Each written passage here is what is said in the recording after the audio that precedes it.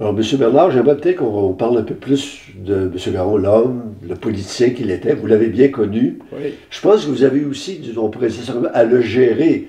Il y a des fois où M. Garon pouvait arriver un peu à l'improviste. On dit les masses en l'air parce qu'il y a quelque chose qui ne marchait pas, puis c'était un peu votre rôle de calmer les choses. Oui, bien, comme je l'ai dit tout à l'heure, notre philosophie au Conseil exécutif, puis c'était la philosophie de M. Lévesque, il faut que les ministres apprennent à collaborer ensemble, puis s'ils ont des conflits, c'est à eux à les résoudre entre eux. Alors, évidemment, il y a des ministres qui avaient un tempérament plus calme, et puis c'était plus facile de s'entendre avec leurs collègues. Mais M. Garon, c'était dans sa personnalité d'exagérer à un moment donné. S'il était en colère, il était en colère jusqu'au bout. S'il aimait quelqu'un, il l'aimait complètement, etc., etc. Il n'était pas un homme, je dirais, mesuré dans son appréciation des autres. Et puis surtout s'il y avait des ministres qui s'opposaient à ses idées. Alors évidemment, M. Garon avait tendance à dire un tel, il ne comprend rien, il n'est pas intelligent, etc., indépendamment des arguments que son collègue pouvait apporter. Alors il y avait un tempérament bouillant.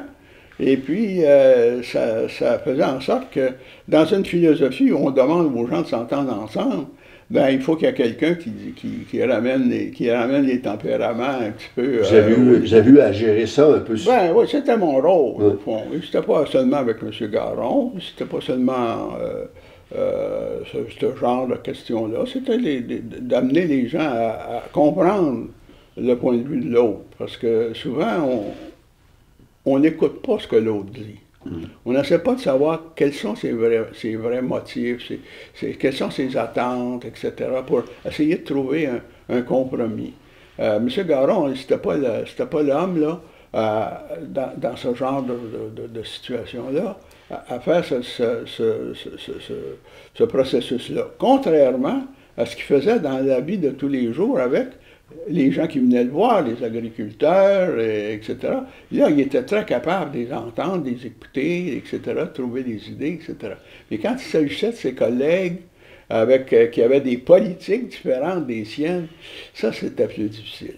Vous avez joué un rôle très important. Je sais que M. Garon avait l'habitude d'aller vous voir, de vous expliquer son point de vue, ses frustrations, ses projets, parce qu'il savait que vous pourriez en parler à M. Lévesque. Est-ce que c'était un peu le rôle que... Oui, je pense qu'il y avait ça un petit peu dans l'esprit, de connaître par mon attitude l'attitude de M. Lévesque. C'est pas tellement qu'on pensait que moi je pourrais influencer M. Lévesque, mais il essayait de comprendre M. Lévesque à travers mon point de vue.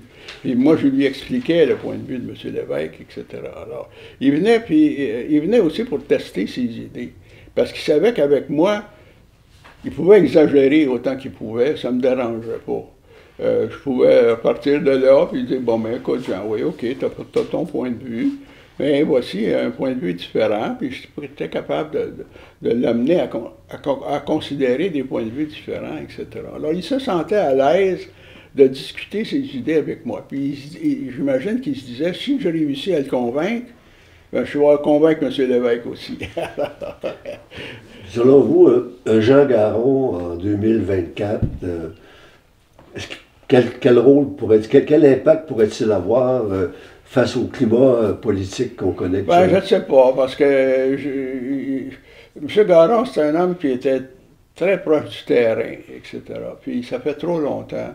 Je ne sais pas comment il réagirait là, à la situation actuelle. Je ne vais pas m'avancer là-dessus parce que je n'ai pas d'idée vraiment. Dans vos écrits, si on revient à la question nationale, vous avez porté des jugements assez sévères sur l'ancien premier ministre Trudeau. L'ascension éventuelle du Québec à la souveraineté, d'après vous, quel regard on pourrait porter sur le rôle de Pierre-Éliott Trudeau dans l'histoire du Québec? Bien, M. Trudeau, c'est une personnalité un peu comme M. Lévesque, M. Parizeau, M. Garon, des personnalités hors du commun.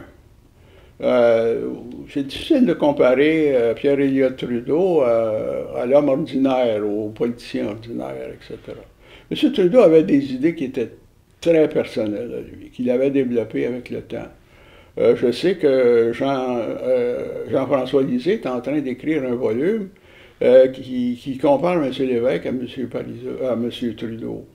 Et j'en ai lu des extraits, et je peux vous dire que ça fait bien ressortir la personnalité de M. Trudeau, qui est un intellectuel, tandis que M. Lévesque était un homme de terrain, comme M. Garon d'ailleurs.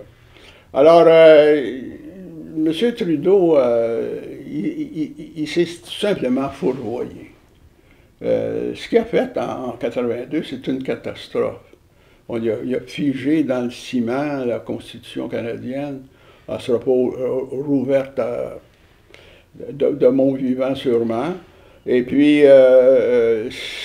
les provinces se sont divisées les unes pour les autres. Le Québec est devenu plus souverainiste d'esprit que jamais. Et tout ça parce qu'il s'est entêté à imposer son point de vue plutôt que d'écouter le point de vue des autres. Il aurait pu, en 1982, très facilement se rallier au compromis des provinces, auquel le Québec avait déjà souscrit, et on aurait pu rapatrier la Constitution dans la paix. C'était très facile, très facile. Mais il tenait absolument à imposer l'école anglaise à tous ceux qui avaient étudié au Canada. Il tenait à ne pas compenser le Québec si il faisait des programmes conjoints, etc. Il tenait à certaines idées qui n'ont pas d'importance, finalement. Vous savez, les programmes conjoints, il n'y en a plus. Alors, ça ne change rien. Alors, non, il s'est vraiment fourvoyé. Je pense que quand on regardera l'histoire dans une vingtaine, une trentaine, une cinquantaine d'années, on s'apercevra que M. Trudeau a vraiment dirigé le Canada et le Québec dans des voies différentes. Et probablement que le Québec sera souverain à ce moment-là, à cause de la rigidité de M. Trudeau. Parce que M. Lévesque, il était vraiment, en 1982, il était vraiment désireux de trouver une formule. Et il avait souscrit d'ailleurs à la formule des huit pauvres provinces. Il avait même signé comme quoi il était d'accord. Alors, non, Trudeau, c'est vraiment...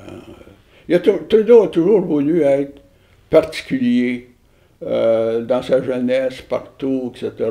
C'était une personnalité spéciale. Il n'était pas un ami avec les autres, etc.